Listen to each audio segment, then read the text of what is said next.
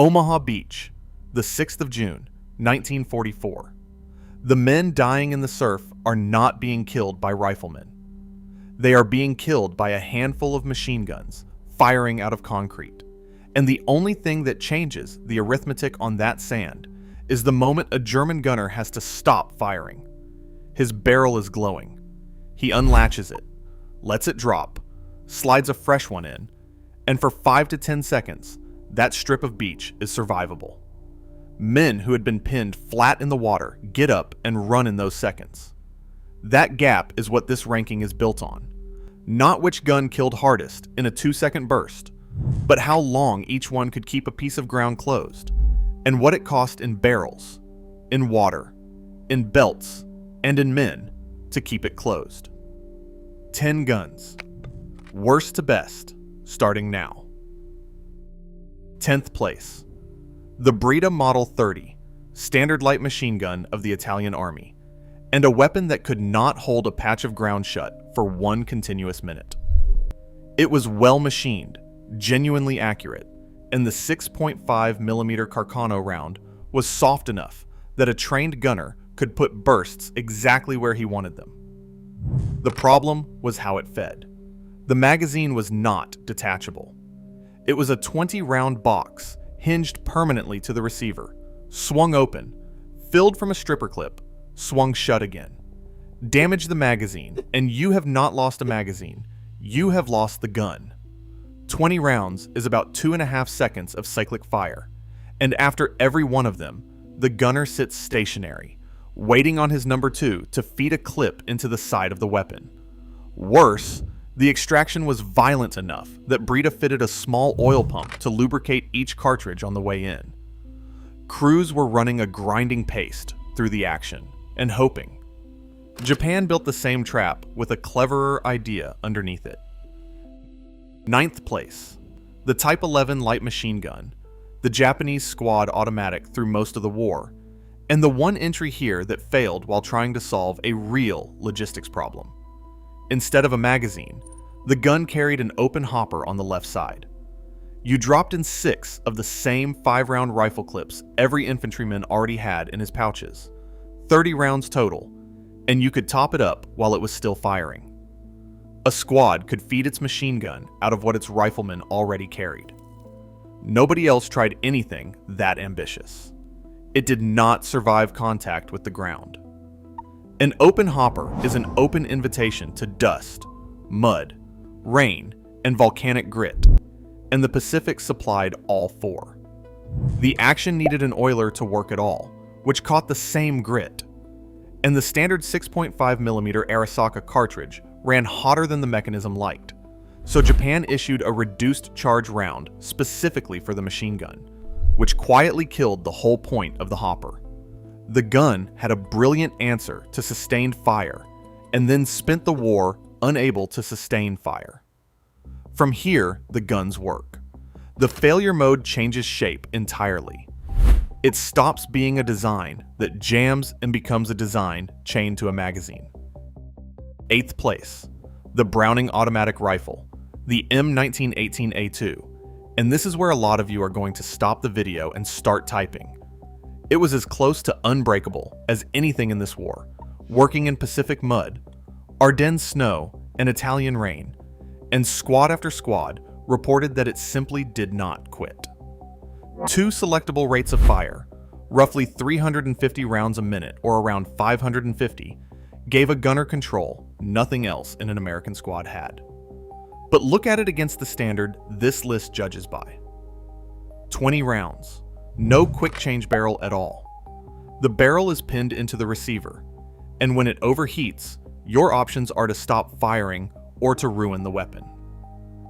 A BAR man typically humped 12 magazines, 240 rounds, roughly 40 seconds of trigger time, and then the squad's entire base of fire is a man kneeling in the open thumbing cartridges. It was a superb automatic rifle. The United States Army asked to be a machine gun for 6 years. The Soviets, at least, gave their gunner more than 20 rounds. 7th place, the Degtyaryov DP-27, the flat pan-fed gun sitting on top of half the photographs of the Eastern Front, and a design of brutal intelligence. A conscript could strip it after an hour with it.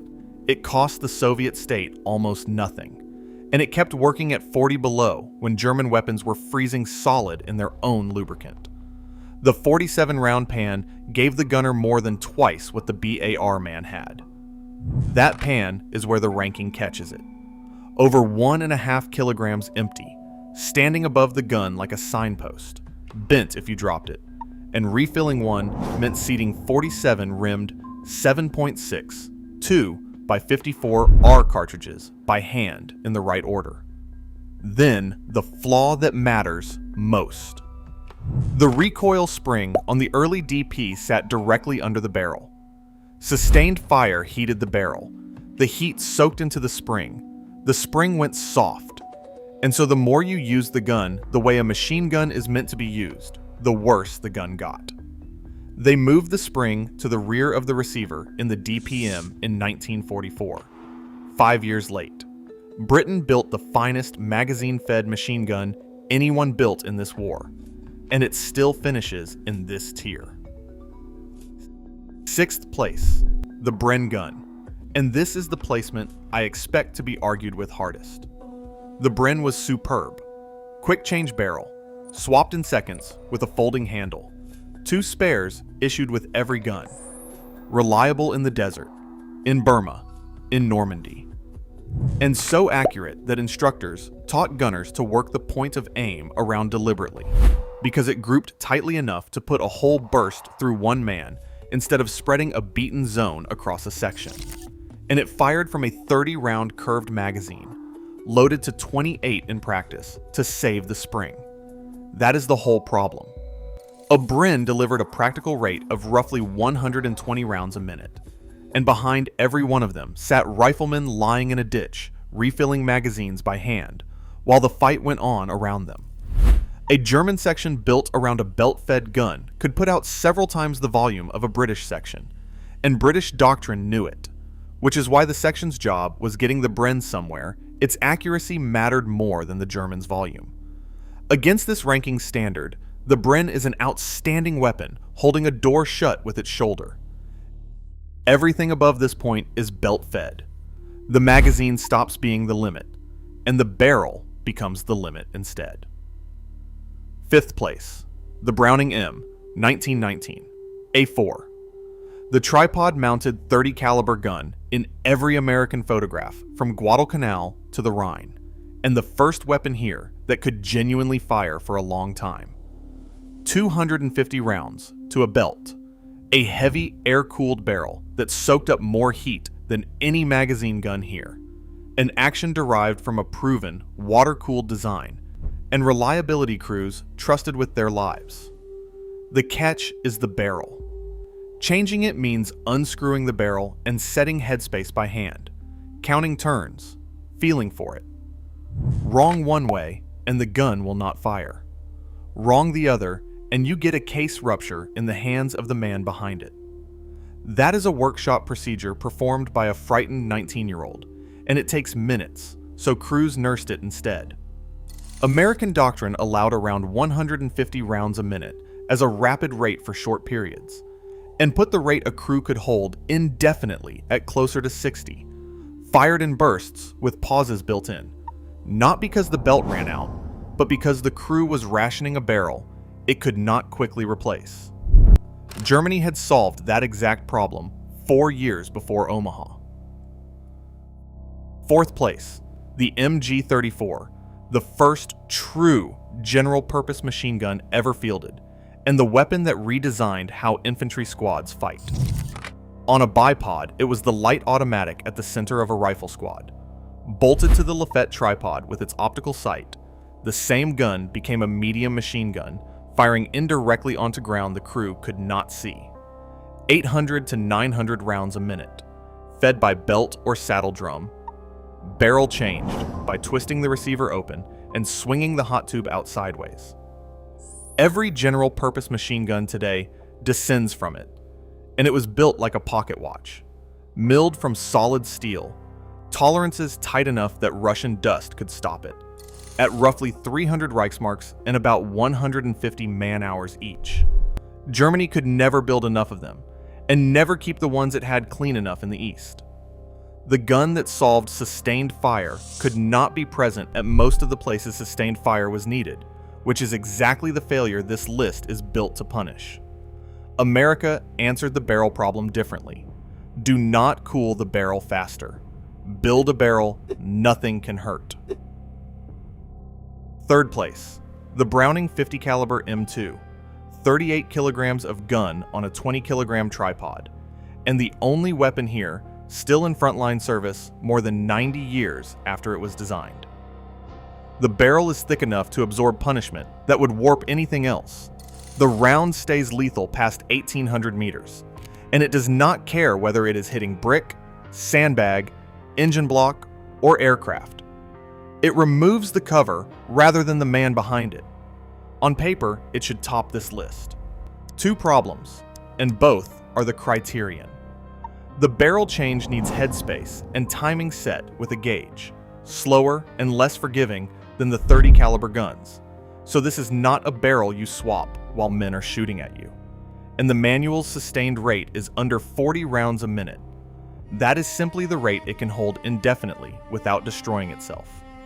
Add 58 kilograms of gun and mount, and you have a weapon that holds the ground it already stands on superbly and never once moves forward with the assault.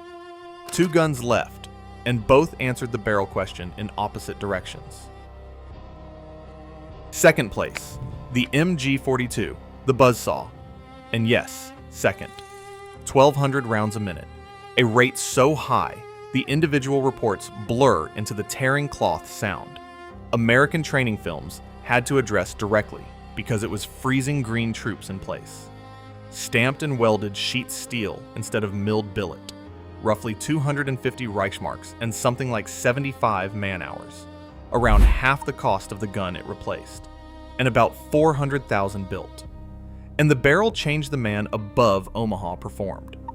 Unlatch, swing the tube out sideways, drop it, insert the spare, relatch, one hand, an asbestos mitt, about 5 seconds.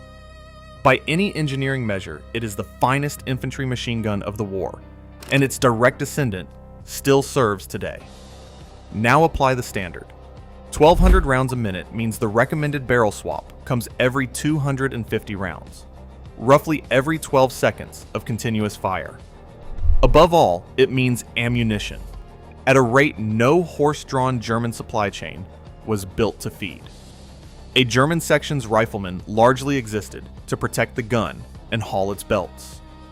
In Normandy and across the East, 42 positions did not fall silent because the gun broke. They fell silent because there was nothing left to put in it. The gun was never the limit. Everything behind it was. There was one machine gun in this war that did not have a barrel problem at all, because it had solved the barrel problem in 1912. First place, the Vickers medium machine gun, water-cooled, obsolete looking by 1939, and the only weapon in this ranking that could fire all night.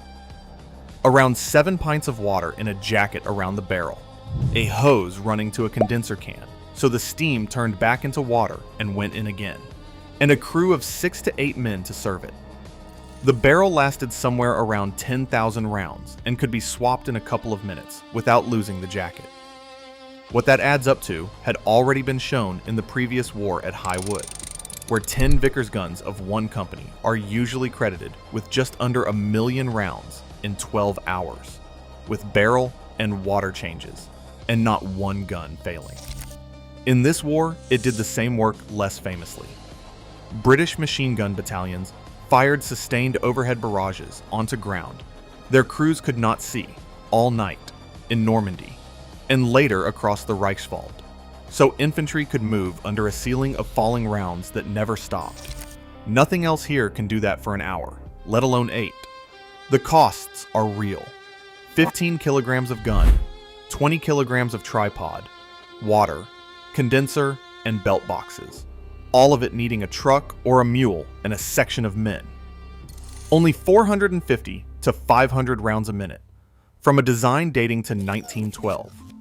It stayed in British service until 1968, because for the one job this ranking measures, nobody ever built better. Here is what the ranking actually proves. A machine gun is not really a weapon. It is a machine for converting supply into denied ground. And the guns that win are the ones whose army understood that before the shooting started. Germany built the best machine gun of the war and then could not feed it, could not build enough of it, and could not keep barrels moving forward fast enough.